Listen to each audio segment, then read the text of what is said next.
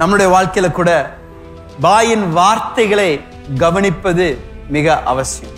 அதுவும் முக்கியமாக நம்மளுடைய வாழ்க்கையின் சாதனைகளை பற்றி பேசும் பொழுதும் நாம் என்னத்தை சாதிக்க போகின்றோம் என்று பேசுவதை குறித்தும் நாம் எப்பொழுதும் மிக கவனமாய் இருப்பது அவசியம்.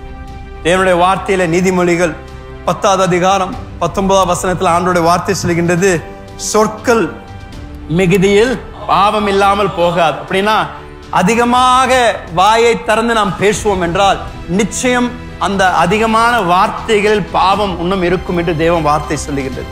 அப்படின்னா நம்மளுடைய வாழ்க்கையில கூட தேவனுடைய நோக்கங்கள் நம்மளுடைய வாழ்க்கையில நிறைவேறணும் என்றால் நாம் பேசுகின்ற வார்த்தைகளுக்கு நாம் கவனம் செலுத்துவது அவசியம்.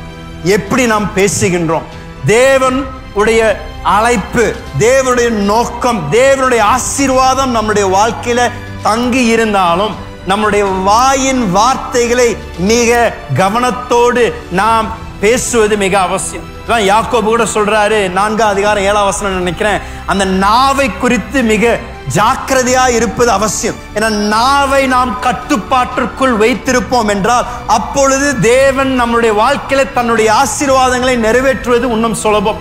ஆனால் நாம் வாய் விட்டு எல்லா நேரத்திலும் அதிகமாக பேசிக்கொண்டே இருந்தோம் என்றால் தேவன் செய்திருக்கின்ற காரியங்கள் நம்முடைய வாழ்க்கையில் ஒருவேளை தாமதித்து ஆண்டவர் இன்னும் நமக்குள்ள அந்த மாற்ற வேண்டிய குணங்களை மாற்றிவிட்டுதான் அவருடைய நோக்கங்களை நம்முடைய வாழ்க்கையில நிறைவேற்றுவார்.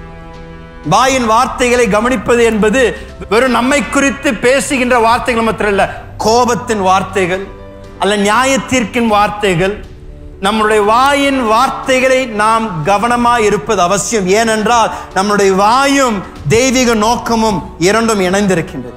நம்முடைய வாயின் வார்த்தைகள் வைத்துதான் தேவனுடைய நோக்கங்கள் எவ்வளவு சீக்கிரமாக அல்ல எவ்வளவு தாமதமாக நிறைவேறும் என்று நம்முடைய வாயின் வார்த்தைகள் நிர்ணயிக்கும்.